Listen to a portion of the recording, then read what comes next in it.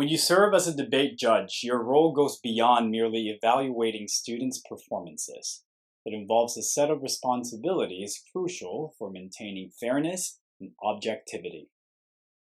First and foremost, upon arrival at the tournament, make sure to check in with the tournament.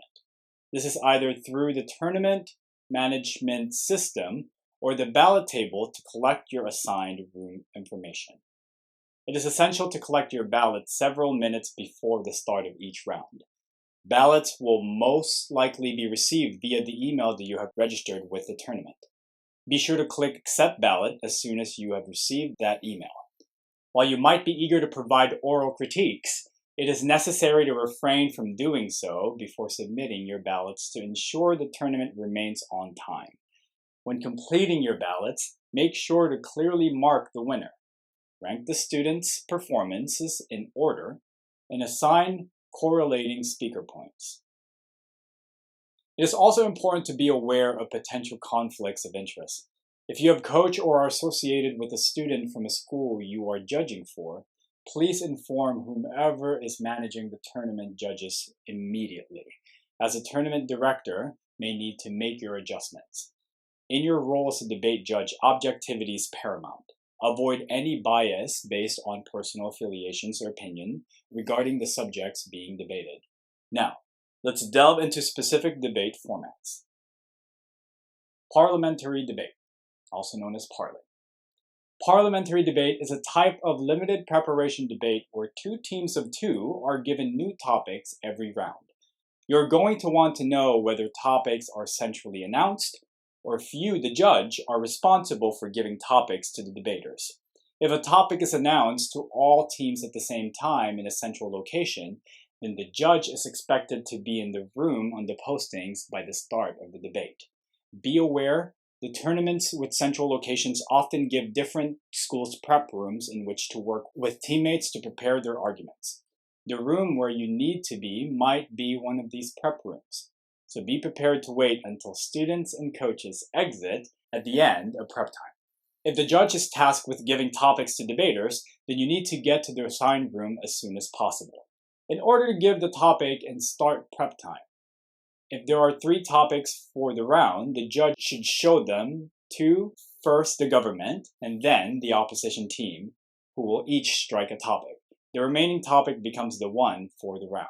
The debate preparation time should begin when the topic is decided, and the teams will have 15 minutes to prepare. PSCFA allows group preparation and internet use, although internet access is not guaranteed. In parliamentary debate, your role is to decide which team debates better based on the arguments made in the round. Your role is not to decide whether or not you personally agree with the resolution. Students may request a judging philosophy before the round to understand your level of expertise. It is a good idea to consider what you will say when this inevitable question arises. How important is delivery in your decisions? How much debate experience do you have? These questions, as well as many more, help students to tailor their strategies to your preferences. Most tournament management systems have a way for judges to submit their philosophies. You research if your tournament has that feature and use it. That way, students can access this information and they may skip this question altogether. It has become popular for debaters to time themselves, but as a judge, you may be asked to provide time signals during each speech as per the time limit.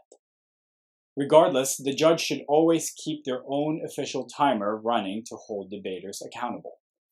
These are the speaking times in a parliamentary debate. First, the Prime Minister's constructive speech is 7 minutes, followed by opposition flex time for 2 minutes. Then, the Leader of Opposition's constructive speech is 8 minutes, followed by the affirmative flex time for 2 minutes.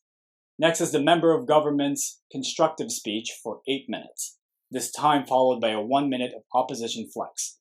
The Member of Opposition gets to last constructive speech with 8 minutes. Notice that this is followed by the Leader of Opposition's rebuttal for 4 minutes, and then the affirmatives get 1 minute of flex time.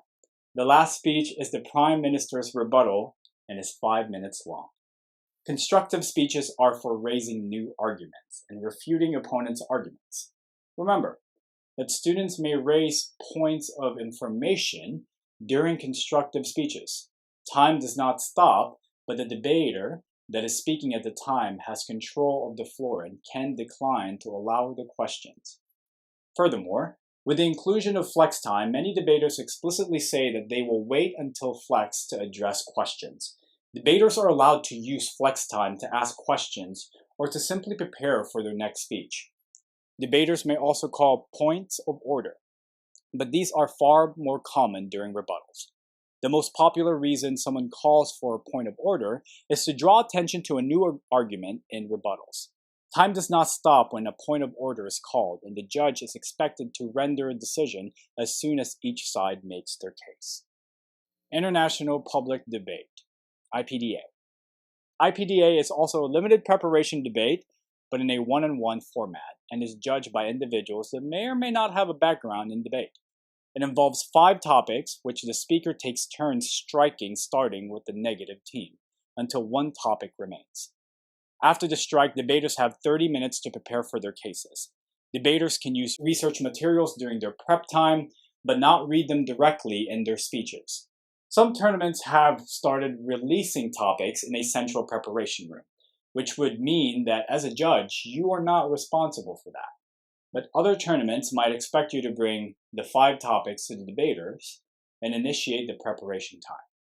Make sure whether or not students will time themselves or if they want time signals. There are no points of information or points of order. Any questions should be reserved for cross-examination times. These are the speaking times for IPDA. Affirmative constructive 5 minutes, cross-examination 2 minutes, negative constructive 6 minutes, cross-examination 2 minutes, first affirmative rebuttal 3 minutes, first negative rebuttal 5 minutes, second affirmative rebuttal 3 minutes. IPDA has a low judge to debater ratio, so sometimes tournaments get creative when scheduling this event. One type of creative scheduling is when tournaments double flight debates. What this means is that you, the judge, will judge 2 debates back to back.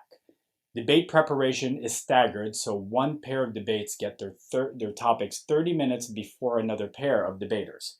As soon as one debate ends and the students exit the room, another set of students will enter the room and start a new debate. In these situations, it is extra important that you verify the students' names that are on the ballot. The following debate formats are not very popular at PSCFA tournaments, so we are not going to go in depth on their expectations, but we still wanted to cover the basics. First is policy debate, or simply policy. In policy debate, 2 teams of 2 students debate the same topics throughout the year. You won't need to provide a topic, but you should ask the ballot table for the current year's topic. The use of evidence and prepared materials is encouraged in this format. In fact, judges are encouraged to request the evidence and read for themselves what the debaters cite. Be aware of the affirmative and negative sides and follow the order and speaking times accordingly. As you can see, each debater gets a 9-minute constructive followed by a 3-minute cross-examination, and then each debater gets a 6-minute rebuttal. Each team also are allotted 10 minutes of alternative time to use to strategize throughout the round. Next, Lincoln-Douglas debate is a one-on-one and is similar to policy debate in that it uses one topic for the entire season, but with different speaking times. You may hear people refer to it as NFALD, because the event is sanctioned by the National Forensics Association. Each speaker is allowed 4 minutes of prep time for the entire round. As always, keep a watchful eye during the debate. The affirmative starts the debate with a 6-minute speech, followed by a 3-minute rebuttal cross-examination. The negative then has a 7-minute speech, again followed by a 3-minute cross-examination. Then, the affirmative gets a 6-minute rebuttal. Then the negative also gets a 6-minute rebuttal. And finally, the affirmative gets a 3-minute rebuttal. Finally, British Parliamentary debate, or BP debate, involves 4 teams of 2 speakers. You heard that right. 4 teams, 8 debaters. Each speaker has a 7-minute speech. The first proposition, second proposition, first opposition and second opposition, teams are tasked with either supporting or opposing the resolution. Without any cross-examination or flex time, these debates rely entirely on points of information for direct interaction between debaters. Remember, time does not stop during points of information.